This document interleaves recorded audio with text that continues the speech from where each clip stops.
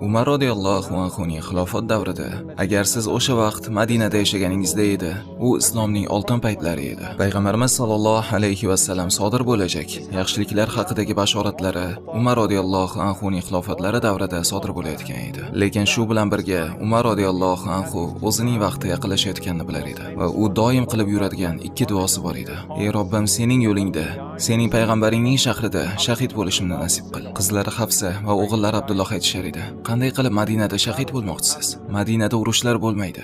Umar aytdiki, agar Alloh buni bo'lishini xohlasa, bo'laveradi. Uning yana bir duosi bor edi. Bu esa: ey Robbim, senga sajda qiladigan, senga iymon keltirgan odamning qo'lidan o'ldirilishimga izn bermagin. Qiyomat kuni u bilan husumatlashmay, mo'min odamning qo'lidan vafot topmay.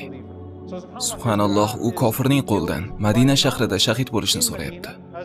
Shunday narsalarki, ko'rinishdan iloji yo'qdek tuyuladi. Umarning shahodati nimadan boshlandi? Abu Lu'lu'a al-Majusi degan odam bo'lar edi. Abu Lu'lu'a juda ham tajribali temirchi edi. U urush qurollari yasar edi va Mughira ibn Shu'ba radhiyallohu anhuning qo'lida ishlar edi. Va bir kuni Abu Lu'lu'a Umar radhiyallohu anhuga shikoyat qilib keladi. Umar juda ham adolatli inson edi. Lekin Abu Lu'lu'a shikoyat qilib, Umar urush qurollarini olayotgan solig'i juda baland va men juda qattiq ishlayapman deydi. Umar radhiyallohu anhu uning shikoyatini eshitib, ikki tarafni ham o'rganib chiqqandan so'ng undan olinayotgan soliq adolatli deb hukm chiqardi. Umar radhiyallohu anhu unga: sendan olayotgan qismimiz adolatsizlik emas deydi.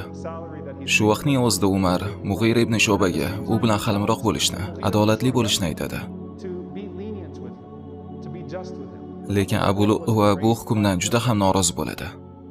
Va Abu Lu'lu'a qaytib Umar radhiyallohu anhuni o'ldirishga o'ziga o'zi qasam ichadi. Va bir kuni Umar radhiyallohu anhu Madina ko'chalarini kezayotib, uning oldidan o'tib qoladi. Va u har xil narsalar yasayotgan edi. Va u yasayotgan qurollarning orasida go'zal bir xanjar ham bor edi. Va boshqa qilichlar, har xil xanjarlar ham bor edi. Umar radhiyallohu anhu uning oldidan o'ta turib, muloyim ohangda: sen bu narsalarni juda ham yaxshi qilasan deb eshitdim. Men uchun ham shu kabi xanjardan yasab bera olasanmi deydilar. Va Abu Lu'lu'a unga aytadiki: ey mo'minlarning amiri, men sizga shunday bir xanjar yasab beramanki, u haqida butun dunyo eshitadi. Subhanalloh. U Umarga chiroyli qilib tahdid qilmoqda. Umar savodsiz, sodda emas edi. Va Umar radhiyallohu anhu o'girilib, tabassum qilib ketdilar. Va u hozirgina meni o'ldirishni va'da qildi deydilar. Shunda sahobalar: unda biz bunga yo'l qo'ymaslik uchun uni birinchi bo'lib o'ldiraylik deydi. Umar esa: uni gumon bilan o'ldirishni xohlaysizmi? Yo'q, hech qachon unday qilmayman dedilar. Bu u haqida mening gumonim. Lekin nima bo'lganda bu Allohning qadari. Nima bo'lsa ham Allohning qadari bilan bo'ladi. Subhanalloh. Keyin esa har xil tushlar ko'rila boshladi. Afi ibn Malik radhiyallohu anhu aytadiki, Abu Bakr radhiyallohu anhuning xilofat davrida tushimda men osmondan bir arqon osilib turganini ko'rdim. Uning atrofida bir guruh odamlar bor edi va bu odamlar bu arqonga osilib olmoqchi bo'lishar edi. Ularning orasida Umar radhiyallohu anhu esa bo'yda hammalaridan 3 barobar balandroq edi. U kelib bu arqonga osongina osilib, ko'tarilib ketdi. Shunda men qanday qilib Umar bunchalik osonlik bilan arqonga osilib ko'tarilib ketdi dedim. Va menga shunday javob berildi: chunki u Allohning yerdagi xalifasi va malomatchining malomatidan qo'rqmaydi va u shahid qilinadi. Ikkinchi tush esa Abu Musa Ash'ari radhiyallohu anhuniki. Naqadar ham go'zal tush. U Shomda edi va bir kuni ertalab uyg'onib, odamlarni chaqirdi va aytadiki, men tunda juda ham qiziqarli tush ko'rdim. Mening otlarim va bug'doylarim bor edi va ular birdaniga yo'qola boshlashdi. Yaxshi narsalar yo'qola boshladi. Keyin esa aytadiki, men turdimda tog' tarafga ketdim va men Rasululloh sallallohu alayhi va sallam bilan Abu Bakr tog'da turishganini ko'rdim va Umar radhiyallohu anhu uzoq masofada ularga qarab turar edi. Rasululloh sallallohu alayhi va sallam esa Umarga oldimga kel deyotgan edilar. Oldimga kel, safimizga qo'shil. Abu Muso bu tushni aytib bergandan so'ng odamlar: nega bu tushingni xatga yozib Umarga yubormaysan deyishdi. U esa: men Umarning o'lim xabarini olib kelgan odam bo'lishni xohlamayman dedi. Va rostdan ham o'sha yil Umar radhiyallohu anhu vafot etadigan yil edi. Umar radhiyallohu anhu hajdan qaytganlardan so'ng bir necha kun o'tib vafot etganlar. Sahobalar hajda Umar radhiyallohu anhuni qo'llarini ko'tarib shunday duo qilganlarini ta'riflaydilar: ey Robbim, men qarib qoldim.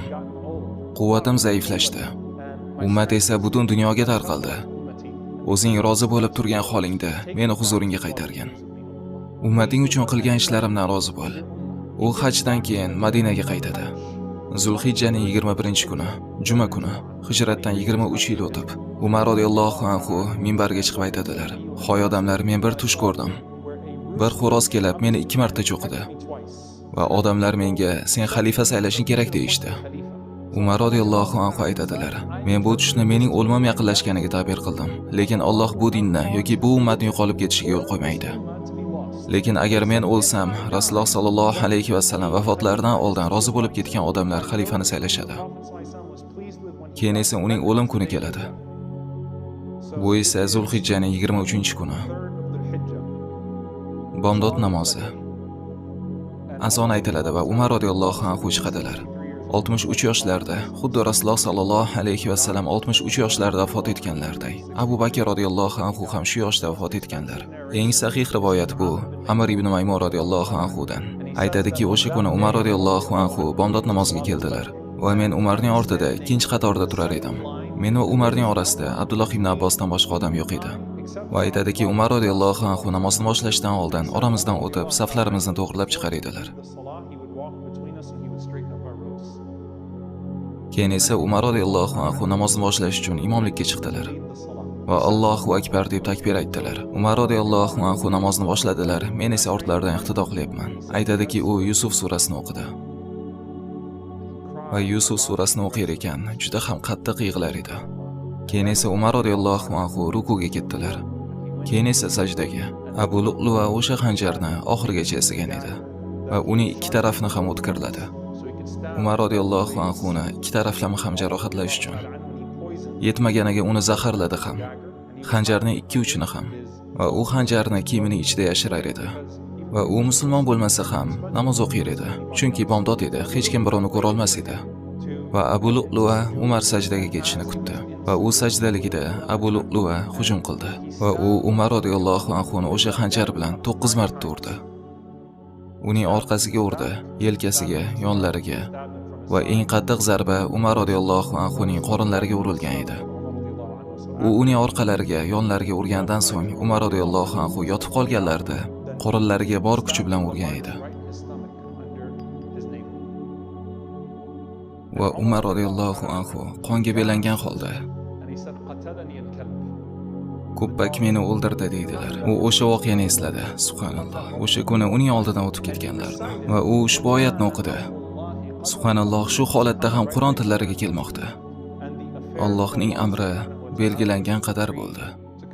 Va o'sha yerdagi odamlarning ba'zilari Umarning oldida qolishdi, ba'zilari esa Abu Lu'lu'ani quvlab ketishdi. Va Umar radhiyallohu anhu o'lim chog'ida yotgan bo'lsa ham nima haqida o'ylayapti? Va Abdurrahmon ibn Avf radhiyallohu anhu ning oyog'idan ushlab, "Hoy Abdurrahmon, namozni tugatib qo'y" deydilar. Abdurrahmon ibn Avf shu zahoti imomlikka chiqib, ikkinchi rakatga Kavsar surasini o'qib, tezda namozni tugatadi. Shu vaqtda Abu Lu'lu'a masjiddan qochar ekan, xanjari bilan odamlarni urib yugurar edi. U o'sha tongda 9 kishini o'ldiradi va 13 kishini jarohatlaydi. U xanjari bilan o'zini himoya qilib qochar ekan, oxir-oqibat odamlar unga yopirilib kelib, o'rab olishadi.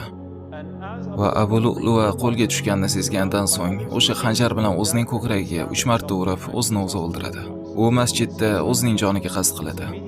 Sahobalar namozni tugatishlari bilanoq ular Umar radhiyallohu anhu ni Abdullohning uyiga olib borishadi. Chunki Abdullohning uyi masjidga eng yaqin uylardan edi. O'zining o'g'li Abdulloh va o'sha vaqtda Umar radhiyallohu anhu hushlarini yo'qotgan edilar. Va sahobalar uni hushiga keltirishmoqchi bo'lishadi. Abdulloh "Hoy otajon" deb baqiradi. Lekin Umar radhiyallohu anhu ma'lum vaqt hushlariga kelmaydilar. Quyosh chiqqandan so'ng Umar radhiyallohu anhu ko'zlarini ochadilar. U so'ragan birinchi narsasi nima bo'ladi? Odamlar namozni tugatishdimi? Sahobalar "Ha, namozni tugatdik" deyshadi. Umar esa "Alhamdulillah, zero namozni tark qiladiganning islomda ulushi yo'q" deydilar. Va u Abdullohga "Meni o'tqizib qo'y" deydilar. O'tirg'izib qo'yishgandan so'ng, keyin esa suv olib kelishni so'raydilar. Suv olib kelishgandan so'ng odamlar ichgani bo'lsa kerak deb o'ylashadi. Lekin u tahorat qilishni boshlaydi va Umar radhiyallohu anhu bomdod namozini tugatib qo'yadi. Chunki u birinchi rakatning oxirida hujumga uchrab, hushini yo'qotgan edi. Mana Umar qanday bo'lgan edi. Umar radhiyallohu anhu savollar berishni boshlaydilar. "Menga hujum qilgan kim?" Odamlar "Forslik majusiy" deyishdi. "Siz o'sha kuni gumon qilgan odamingiz." Umar aytdiki, "Alhamdulillah, meni la ilaha illalloh deydigan odam o'ldirmadi. Allohga hamdlar bo'lsin." Keyin esa Umar radhiyallohu anhu biroz sut olib kelishni so'raydilar. Odamlar sut olib kelishadi. Uning jarohati shunchalik og'ir ediki, u ichgan har narsa uning qornidan chiqib ketar edi. Sahobalar tabibni olib kelishdi. Tabib Umar radhiyallohu anhu uning jarohatini ko'rgandan so'ng, undan ichgan suti qanday chiqib kelayotganini ko'rgandan so'ng, uning jasadini qanday holatdaligini ko'rgandan so'ng, aytadiki: "Ey mo'minlarning amiri, vaqtingiz oz qoldi. Qanday vasiyat qilmoqchi bo'lsangiz, hozir qilib oling." Va Umar radhiyallohu anhu shunday ham qiladilar. Birinchi bo'lib o'g'illari Abdullohni chaqiradilar va aytadilarki: "Ey Abdulloh, sen atrofni aylanib chiqib, kimlarda qarzim borligini aniqlagin va o'sha qarzlarning har bir dinorini to'lagin. Lekin sening otangning pullari ko'p emas. Dunyodagi eng buyuk xalifaning odamlardan qarzlari bor. Yetmaganiga o'zining puli ko'p emas. Shuning uchun Abdulloh, sen ularni to'lagin" deydilar. Keyin esa Umar radhiyallohu anhu sho'ro ahlini yig'adilar. Bular esa tirikligidayoq jannat xabarini eshitgan sahobalar. Ulardan 6 tasini xalifa saylashga tayinlaydilar. Aslida ulardan 7 kishi qolgan edi, lekin ularning biri Said ibn Zayd Umar radhiyallohu anhuning jiyanlari bo'lgani uchun uni qo'shmaydilar. O'zlarining qarindoshlaridan kimdir xilofatga chiqishlarini xohlamaganlar. Keyin esa yana Abdullohni chaqirib, unga aytadilar: "Mening bir istagim bor. Subhanalloh, o'limdan oldingizdagi Oysha radhiyallohu anhoning oldiga bor va unga mening salomimni yetkaz. Unga mo'minlarning amiri sizga salom yo'lladi dema. Umar salom yo'lladi degan. Chunki men bundan buyog'i mo'minlarning amiri emasman." Va unga aytgan: "Umarning bir iltimosi bor, lekin bunga rozi bo'lmaslikka, yo'q deyishga sizning to'liq haqqingiz bor. Undan payg'ambarimiz sollallohu alayhi vasallam va Abu Bakr radhiyallohu anhu dafn qilingan xonadagi oxirgi joyni menga berishlarini iltimos qil. Agar Oysha yo'q desa, bu adolat. Bu uning haqqi, unga bosim qilmagan. Agar mayli, xo'p desa, bu uning fazli. Bu uning menga ko'rsatgan fazilatidir." Abdulloh ibn Umar radhiyallohu anhu aytadilar: "Men Oysha radhiyallohu anhoning oldiga bordim va men Oysha radhiyallohu anhoni qattiq yig'layotganini ko'rdim. Va aytiladiki, Oysha onamiz otalari Abu Bakrning vafotida yig'laganlardan ko'ra, Umarning vafoti sabab ko'proq yig'lagan ekanlar. Odamlar undan nega deb so'rashganda, chunki Umar biz bilan fitnalar orasidagi ishga edi deydilar. Madinadagi hamma hozir yig'lamoqda, chunki ular Umar radhiyallohu anhu vafot etayotganini bilishadi." Abdulloh ibn Umar Oysha onamizga: "Sizga salomlar bo'lsin ona. Umarning sizga bir iltimosi bor. U sizga salom yubordi va u sizdan hech qanday bosimsiz. Bu sizning haqqingiz. Uning 2 birodarlarining oldilariga dafn qilinishga izn so'ramoqda." Rasululloh sallallohu alayhi vasallam va Abu Bakr Siddiq radhiyallohu anhularning oldiga. Oysha onamiz radhiyallohu anhu aytadilar: "Men har doim u joyga o'zim dafn qilinaman deb orzu qilar edim. Men o'zimning erim va otamning oldiga ko'milishni orzu qilar edim. U joy uning uyi edi. U xona uning Rasululloh bilan yashaydigan xonasi edi. Payg'ambarimiz sallallohu alayhi vasallam va Abu Bakr uning xonasiga dafn qilinishgan edi. Lekin men Rasululloh sallallohu alayhi vasallamning nazdida Umar qanday o'rinda bo'lganini bilaman" deb Umarning iltimosiga ijobat qiladilar. Abdulloh ibn Umar otasining oldiga qaytganda, Umar osmonga qarab, zo'rg'a jon saqlab turgan edi. U o'g'il Abdullohni qaytganini ko'rib, "Meni o'tirg'izib qo'yinglar" deb Abdullohga oldimga qanday xabar bilan kelding deydilar. U esa sizning oldingizga sizni xursand qiladigan xabar bilan keldim deydi. Umar alhamdulillah deydi. Bu men xohlagan yagona narsa edi. Lekin aytadilarki, meni o'lganimdan so'ng uning oldiga yana bir marotaba bor. Mabodo qandaydir bosimni his qilgan bo'lsa, o'lganimdan so'ng uning oldiga borib hech qanday bosimsiz so'ra. Balki hissiyotlar biroz pasaygandan so'ng u rozi bo'lmas. Shunday bo'lsa, meni Baqiy qabristoniga, mo'minlarning oldiga ko'm. Men bunga roziman deydilar. Abdulloh Umar radhiyallohu anhuning boshidan ushlab, og'zida yotqizib qo'yadi. Shu vaqt sahobalar birin-ketin kelib, Umar radhiyallohu anhuga xotirjamlik berish uchun maqtay ketishadi. Umar esa uni maqtagan sahobalarga: "Qiyomat kuni aytgan gaplaringizga guvohlik berasizlarmi?" deydilar. Sahobalar: "Ha, mo'minlarning amiri, biz sizning xilofatingizdan rozimiz" deyishadi. Shunda Abdulloh ibn Abbos radhiyallohu anhu kiradilar va Abdulloh ibn Abbos Umarning barcha fazilatlarini zikr qila boshlaydi. Shunda Umar: "Mana bu odamlarning barchalarichi, men Alloh mendan bu odamlar haqida so'rashdan qo'rqaman." Va aytadiki, agar men Allohga yuzlanganimda, mana shu dunyoning barchasini berib yuborib bo'lsa ham, hech qanday mukofot olmay bo'lsa ham, azobdan qutulsam, shunday qilardim.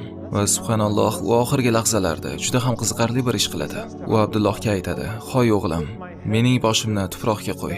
Shoyat Alloh menga qaraganda ko'rinishimdan rahmi kelsa, qo'lini uning oldida xorligini ko'rib, menga rahm qilsa." Abdulloh aytadi: "Men buni qilmayman." "Yo'q, nega?" Va Umar radhiyallohu anhu aytadiki, "Agar bu yuz jahannamga kiradigan yuz bo'lsa, bundan or qilmasliging kerak. Agar bu yuz jannatga kiradigan yuz bo'lsa, Jannatning tuproqlari dunyoning tuproqlaridan tozaroq. O'g'lim, mening aytganimni qil.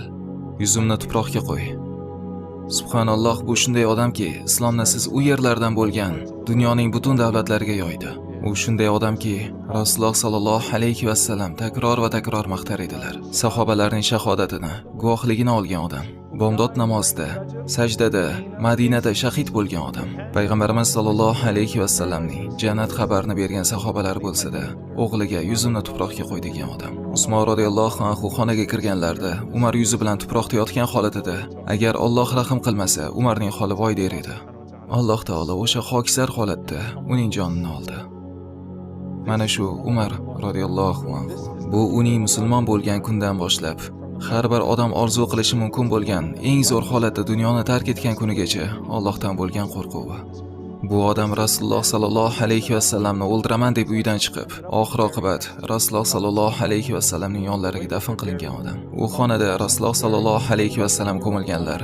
Yonlarida Rasulullohning yelkalaridan Abu Bakr radhiyallohu anhu ko'milgan.